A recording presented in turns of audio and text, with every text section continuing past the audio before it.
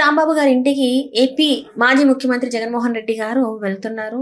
అక్కడ మరి వెళ్ళేటప్పుడు ఇవన్నీ అంటే ఏదైతే గతంలో జరిగిన ఈ 2-3 రోజుల ముందు జరిగిన సంఘటనలు ఏవైతే ఉన్నాయో, ఆ మాటలే కావచ్చు, ఆ అరెస్ట్ ఏదైతే ఉందో, ఆ తర్వాత ఈ ఇన్సిడెంట్స్ ఏవైతే ఉన్నాయో వీటన్నిటి గురించి మాట్లాడడానికి మనతో పాటు ఉన్నారు ప్రముఖ రాజకీయ విశ్లేషకులు భరద్వాజ్ గారు. నమస్కారం సార్. నమస్తే సార్. ఇప్పుడు చూసుకున్నట్టయితే అంబటి రాంబాబు గారి ఇంటికి జగన్మోహన్ రెడ్డి గారు వెళ్తున్నారు. అంటే ఈ వెళ్ళడానికి వెనుక కారణాలు చాలా ఉన్నాయి సార్. అంటే లడ్డు మెయిన్గా చూసుకున్నట్టయితే ఈ లడ్డు వివాదమే మళ్ళీ వచ్చింది, తెర మీదకి వచ్చింది. ఆ పోస్టర్ తర్వాత దాన్ని తీసేయమని చెప్పడం, మేము తీయమని వాళ్ళు చెప్పడం, ఆ తర్వాత జరిగిన పరిణామాలు మనం చూసాం. అండ్ ఇప్పుడు మరి జగన్మోహన్ రెడ్డి గారు మరి అక్కడికి వెళ్తున్నారు కాబట్టి మళ్ళీ ఇప్పుడు పరిణామాలు ఎలా ఉండబోతున్నాయి సార్? అంటే జగన్మోహన్ రెడ్డి గారు అక్కడికి వెళ్ళి ఏదైనా ప్రజల్ని రెచ్చగొట్టే ప్రసంగం చేస్తే, ఆ సందర్భంగా ఆయన ఏవైనా ఎక్కువ మాటలు మాట్లాడితే వాటి ఆధారంగా కేసులు పెట్టాలని వీళ్ళు నక్కల్లాగా కూర్చుని ఉన్నారు అక్కడ. అలా ఆయన దగ్గర నుంచి ఏదో ఒక ప్రొవోకింగ్ స్టేట్మెంట్ని తెలుగుదేశం కోరుకుంటోంది. ఆయన్ని కూడా ఇరికించడం అనేది వాళ్ళ మోటో.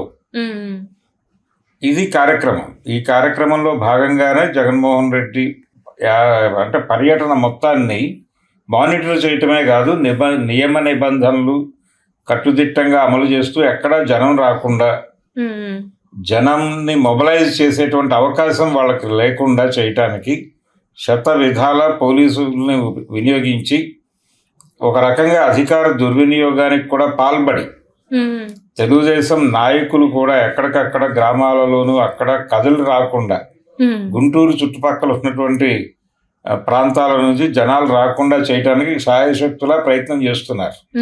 అంటే జగన్ పర్యటన ఫెయిల్ అయింది అని బలంగా చెప్పడం కోసం తెలుగుదేశం పార్టీ విపరీతంగా కష్టపడుతోంది గత 2-3 రోజులుగా.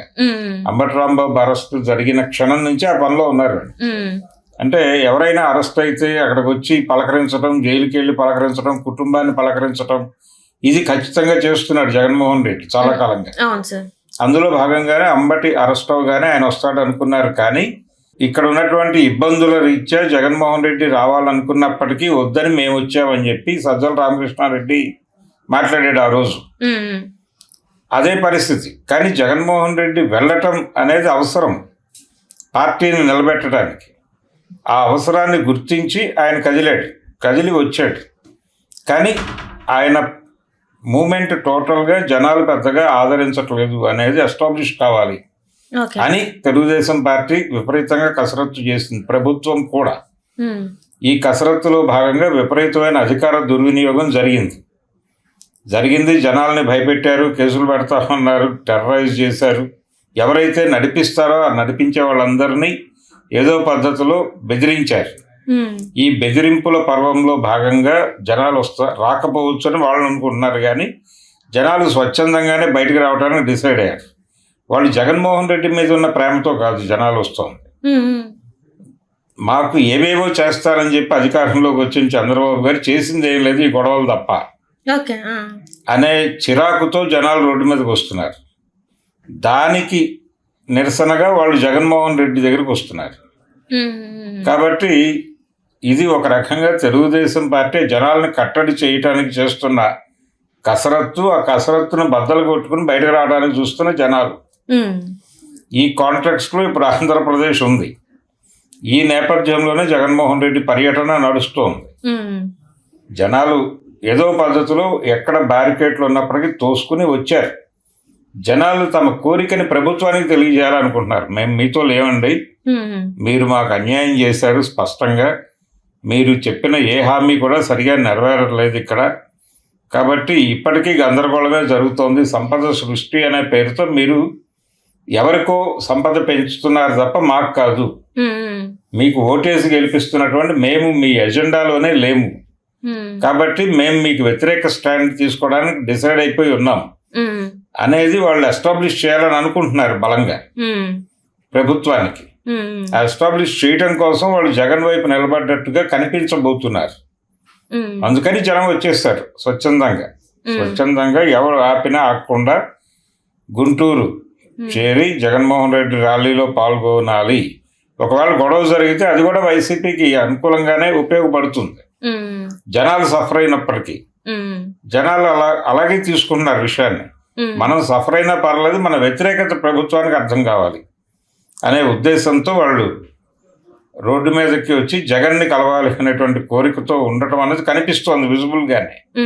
నాయకులు ఆర్గనైజ్ చేయటం అనేది వేరే గొడవ.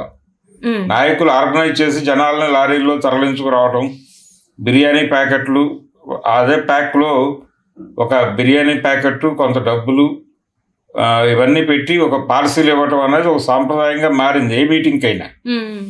అలాంటి జనం మొబిలైజేషన్ కోసం ఆ ప్రయత్నాలు చేయకుండానే ఆర్గానిక్గానే జనాలు వచ్చారు చాలా ప్రాంతాల నుంచి.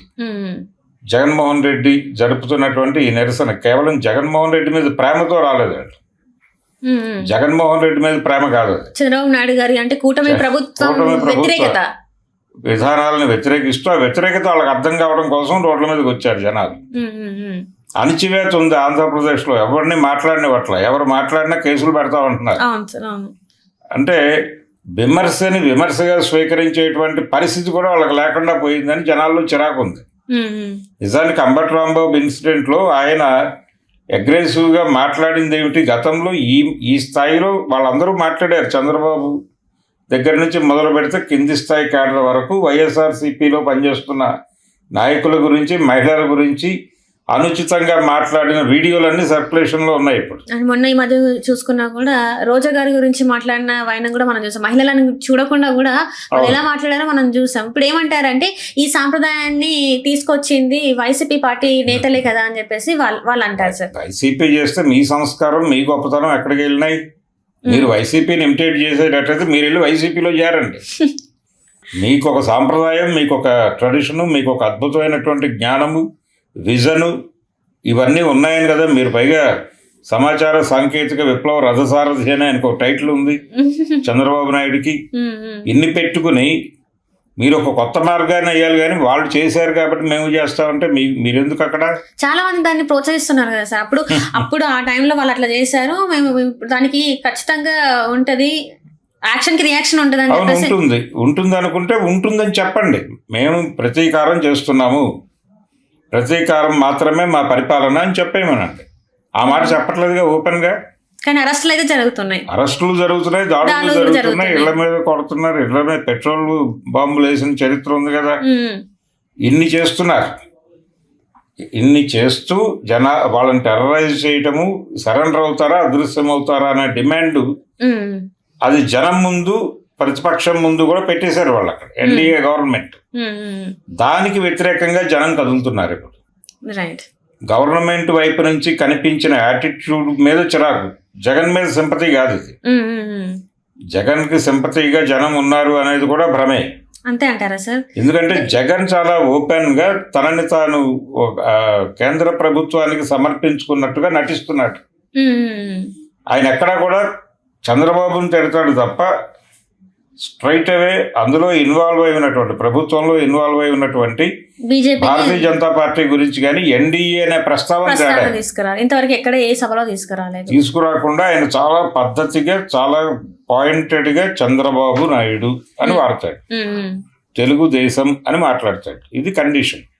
అందుకని జన ఆగ్రహం ఉంది అనేది ఈ రోజున జగన్ టూర్కి వస్తున్నటువంటి జనాలందరిలోనూ తెలుగుదేశం పార్టీ వ్యతిరేకత ఉంది. ఆ వ్యతిరేకతతో జగన్ పిలవకపోయినా జనాలు వస్తున్నారు. ఇది తన బలం అనుకోకుండా ప్రజల ఆకాంక్ష అని గనక జగన్ గుర్తించి దానికి అండగా నిలబడతాను నేను అని గనక ప్రామిస్ చేసి అతను వెనక నిలబడటానికి జనం సిద్ధంగానే ఉన్నారు. వాళ్ళని నిలబెట్టుకోవటానికి వాళ్ళతో కలిసి మాట్లాడటం అనేది ఆయనకు అవసరం. మాట్లాడటం ద్వారా తనకు చాలా జ్ఞానం కూడా వస్తుంది. ప్రజలు ఇప్పుడు పరిస్థితి ఎలా ఉందంటే వాళ్ళు నాయకుల్ని నడిపిస్తున్నారు తప్ప నాయకులు పరిస్థితులు ఉండటం లేదు చాలా కాలంగా. నెమ్మదిగా ప్రజలలో ప్రభుత్వాల పట్ల అంటే చాలా ఓపెన్ ఒపీనియన్ ఏర్పడిపోయింది అన్ని ప్రాంతాల్లోనూ. ఈ ఏర్పడిపోయినటువంటి ఓపెన్ ఒపీనియన్ అనేది ప్రతి చోట రిఫ్లెక్ట్ అవుతోంది. ఈ రోజున అదేదో జగన్ డబ్బులు ఇచ్చి తీసుకొచ్చాడు అని మాట్లాడతారు, రేపు పొద్దున పేటీఎం బ్యాచ్లు ఇవేవీ లేవు. పేటీఎం బ్యాచ్లు ఉంటే ఉండొచ్చు, కానీ ఇప్పుడు వస్తున్న జనాలు మొత్తం డబ్బులు వేస్తే వచ్చిన వాళ్ళు అయితే కాదు. స్వచ్ఛందంగా వస్తున్నారు కాబట్టి ఆ ప్రవాహం కనిపిస్తోంది. Right sir. అందుకని అంత ఈజీ కాదు. చంద్రబాబు నాయుడు ఇప్పటికీ ఏదో మాయ చేసి ఏదో చెప్పి చేద్దామని ట్రై చేస్తున్నాడు కానీ కూటమి ప్రభుత్వం పట్ల జనంలో వ్యతిరేకత ఉంది అనేది నెమ్మదిగా ప్రపంచానికి అర్థం అవడం మొదలైంది. ఆ మొదలై దాన్ని మరింత స్థిరపరిచే దిశగా ఇప్పుడు అడుగులేస్తున్నారు. తెలుగుదేశం వేస్తున్నటువంటి ప్రభుత్వం, ఎన్డీఏ ప్రభుత్వం ఆంధ్రప్రదేశ్లో వేస్తున్న ప్రతి అడుగు వాళ్ళ ఓటమి వైపు వాళ్ళు వేస్తున్న అడుగుల్లాగానే కనిపిస్తున్నాయి. అందుకని జగన్మోహన్ రెడ్డి ప్రాపర్గా ప్రజలని అర్థం చేసుకుని ప్రజలతో ట్రావెల్ అయితే ఎలాగో పాదయాత్ర అంటున్నాడు రేపటి నుంచి. ఈ పాదయాత్ర సందర్భంగా ఆయన ఓపెన్గా తన చుట్టూ ఉన్న కోటరీని పక్కన పెట్టి స్ట్రైట్గా ప్రజలతో తను మాట్లాడి చాలా జ్ఞానం వస్తుంది అతనికి. అది ఉపయోగపడుతుంది. అంటే కోటరీ వల్లనే ఈ రోజు ఇంత అనర్థాలు జరుగుతున్నాయి, గందరగోళం జరుగుతోంది. ఆయన ఎందుకు జనాలను కలవకపోవడం అనేది కూడా ఆయనకు ఒక ప్రాబ్లంగా మారింది కదా లాస్ట్ టైం. ఆయన ఎవరిని కలవలేదు, జనాల్ని కలవలేదు, ప్రజాప్రతినిధుల్ని కలవలేదు, ఎవరిని కలవలేదు. నేను మీటర్ నొక్కుతున్నాను, వాళ్ళ అకౌంట్లో డబ్బులు పడుతున్నాయి, ఇంకేంటి అని గదిలో ఉండిపోయాడు.